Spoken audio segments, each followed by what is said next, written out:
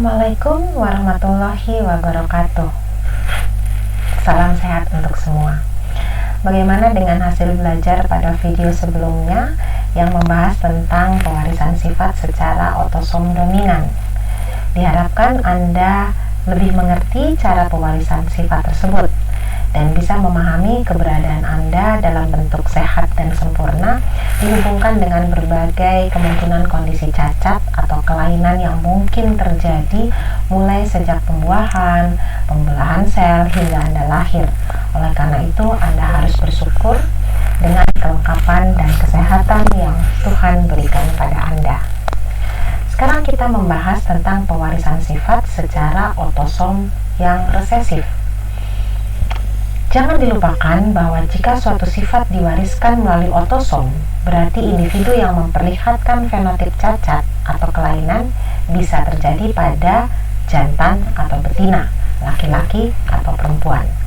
Artinya, sifat cacat atau kelainan tersebut tidak bisa dipastikan hanya terjadi pada pria saja atau hanya terjadi pada wanita saja atau jantan atau betina.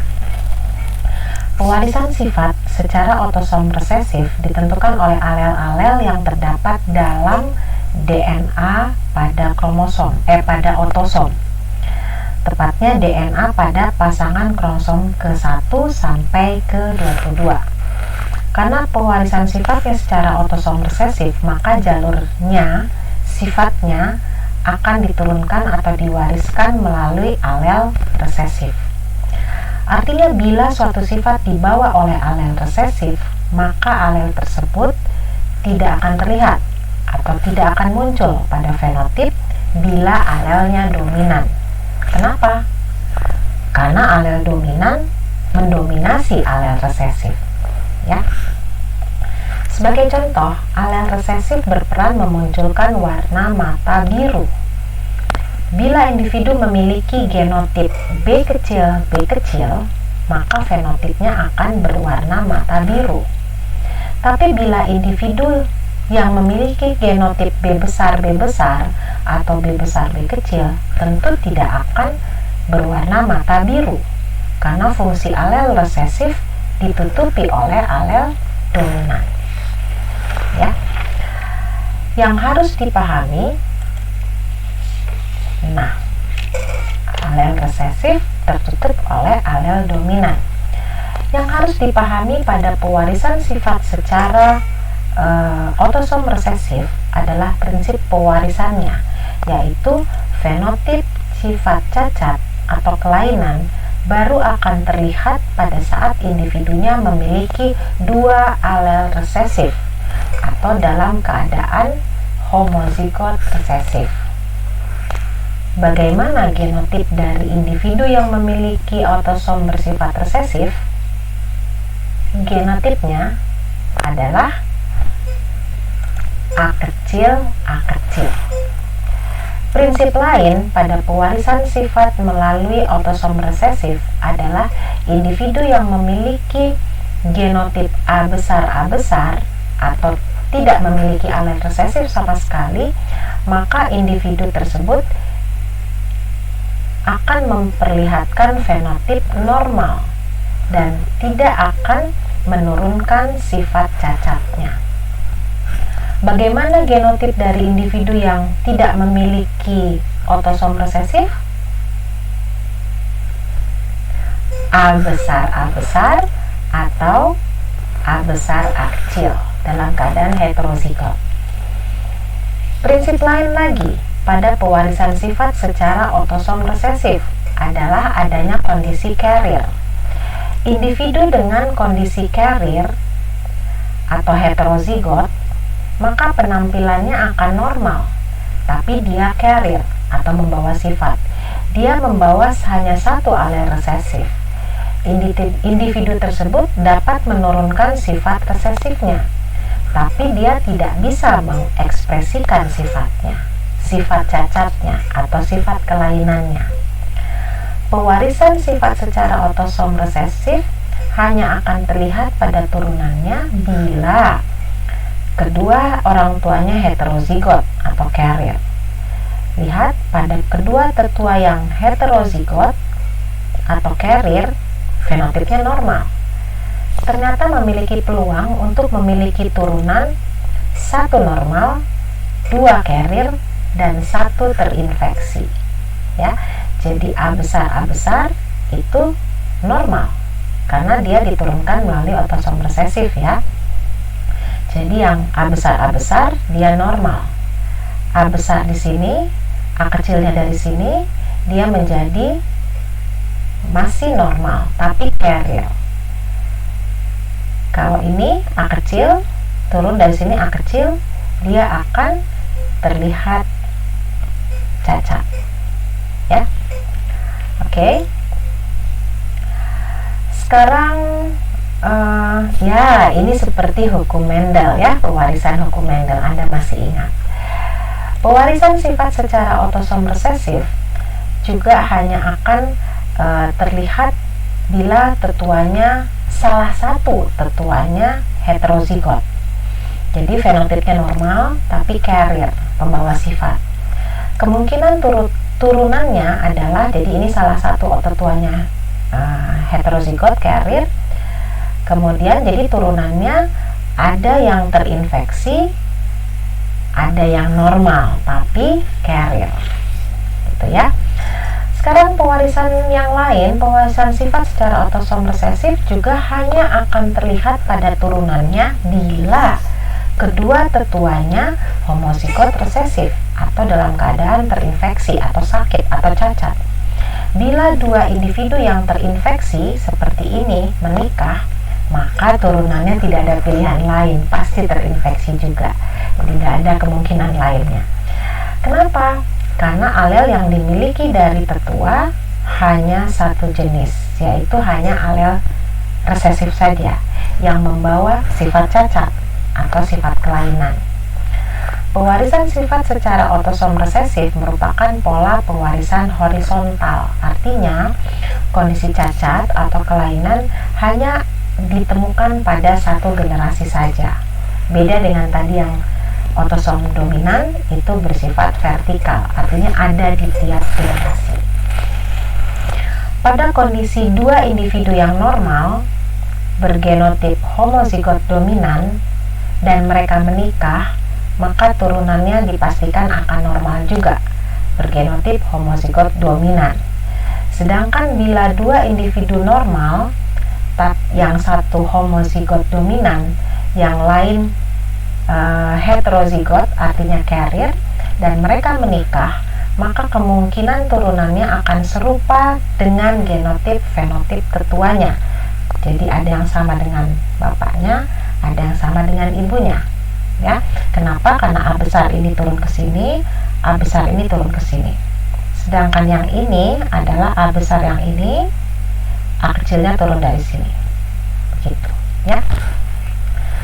Jadi prinsipnya bila tetuanya semuanya normal, baik dalam keadaan homozigot atau heterozigot, mereka tidak akan memiliki keturunan yang terinfeksi atau cacat. Bila terjadi perkawinan antara tetua yang terinfeksi atau kelainan, berarti genotipnya homozigot resesif, kawin dengan tetua yang normal, genotipnya homozigot dominan, maka turunannya akan normal tapi carrier. Ya, genotipnya heterozigot. Sama halnya dengan pewarisan sifat secara otosom dominan. Pada pewarisan sifat secara otosom resesif juga akan memiliki peluang yang besar untuk menghasilkan turunan yang terinfeksi bila terjadi perkawinan antara individu yang berkerabat dekat. Jadi, pengetahuan ini bisa Anda gunakan dalam kehidupan Anda. Ya. Setelah Anda memahami prinsip penurunan sifat atau kondisi berbentuk cacat atau kelainan atau penyakit yang diwariskan melalui kromosom otosom resesif, maka sekarang kita lihat kondisi apa saja yang terjadi pada manusia. Semuanya harap dipahami agar Anda dapat mengambil manfaatnya bagi kehidupan dan pengetahuan Anda. Anda mungkin berpikir, Mengapa di dunia ini ada manusia yang bermata warna hitam, ada yang bermata warna coklat, bahkan ada yang berwarna mata biru, ya. Sampai ada yang demi penampilan menggunakan kontak lens agar warna matanya berubah. Sebenarnya fenotip atau penampilan warna mata tidak bisa dirubah, karena hal tersebut dipengaruhi oleh faktor genetik yang pewarisannya melalui kromosom tubuh yang bersifat resesif.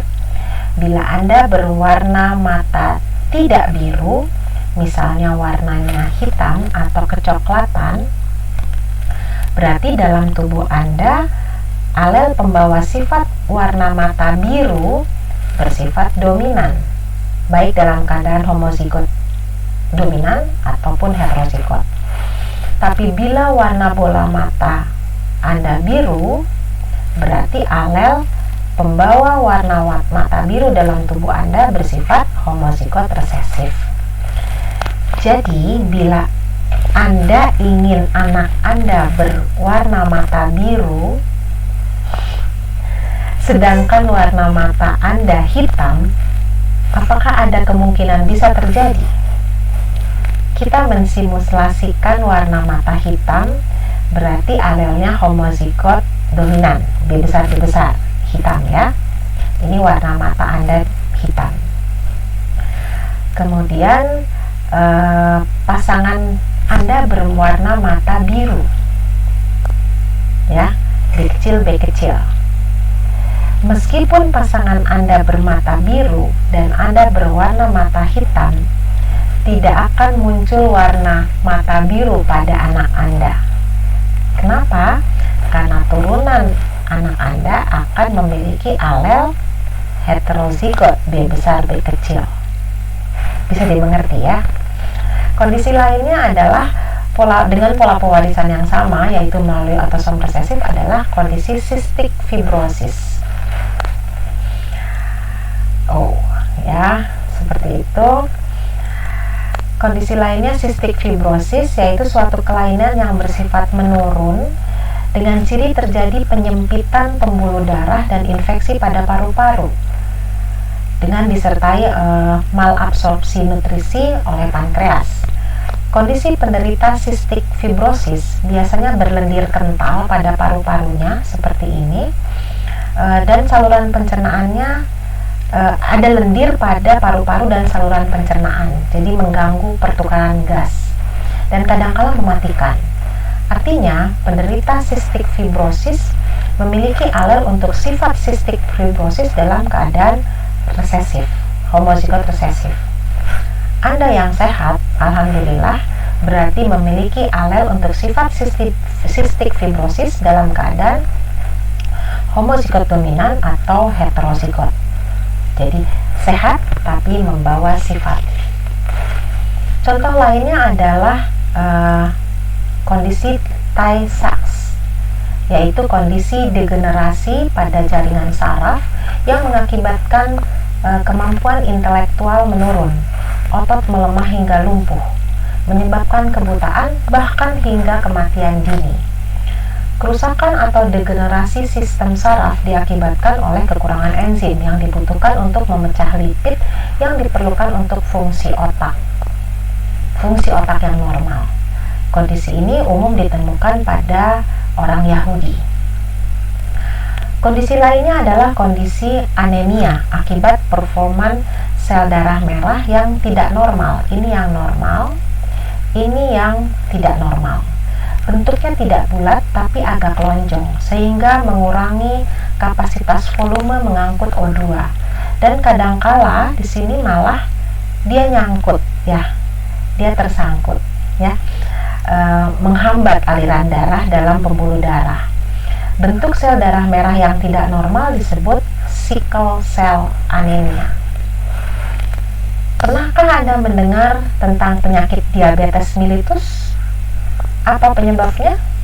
Mungkin yang Anda ketahui adalah penyakit diabetes mellitus disebabkan karena pengaruh genetik dan akibat pola makan yang salah misalnya. Pola makan yang salah adalah pengaruh lingkungan.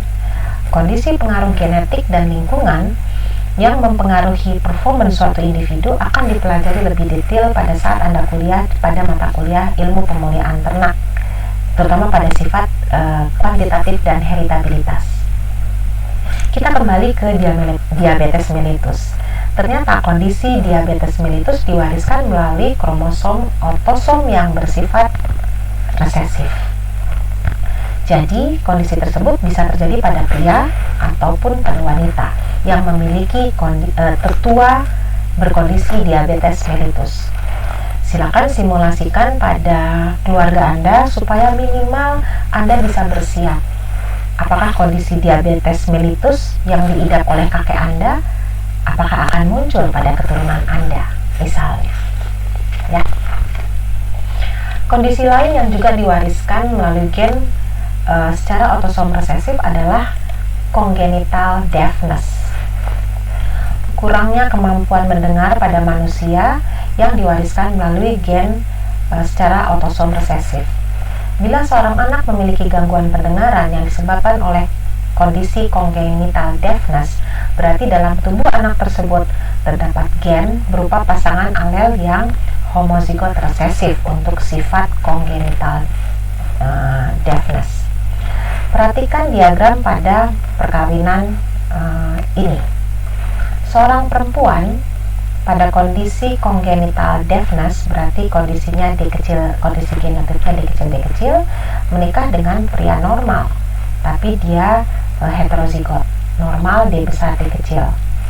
Ternyata seluruh keturunannya berkondisi congenital deafness.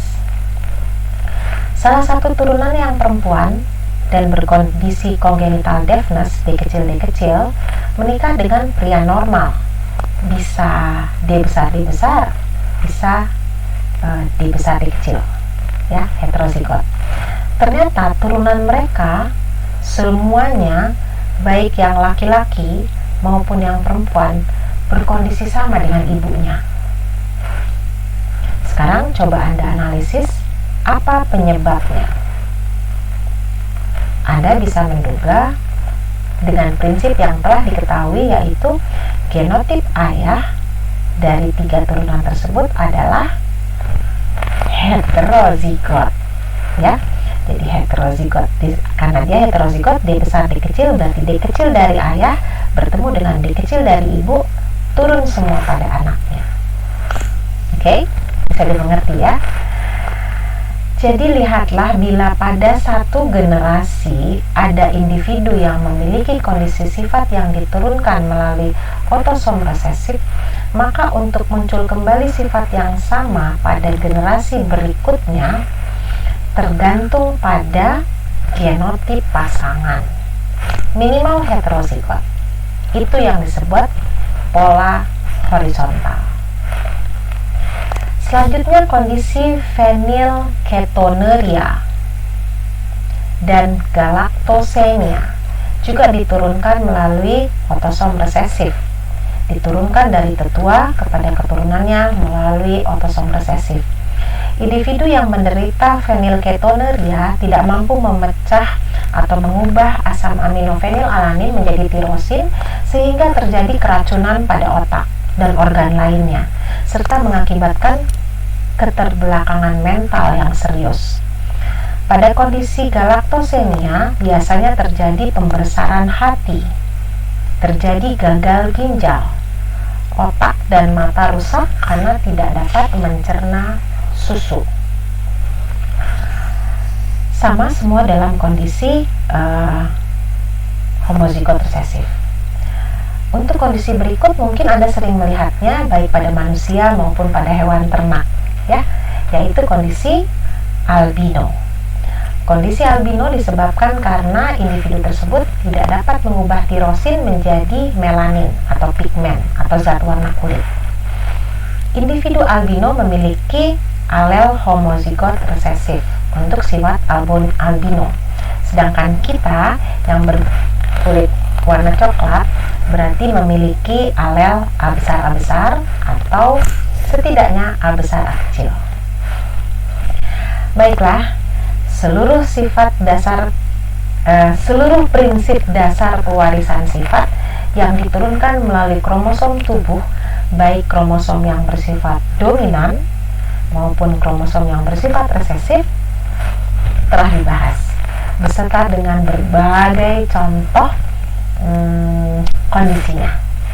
Sekarang silakan diulangi lagi secara mandiri, tentunya tidak bisa bila hanya 1-2 kali membaca, tapi harus berulang, bahkan bila diperlukan carilah referensi lain agar Anda bisa lebih mengerti dan lebih banyak memahami. Selamat belajar.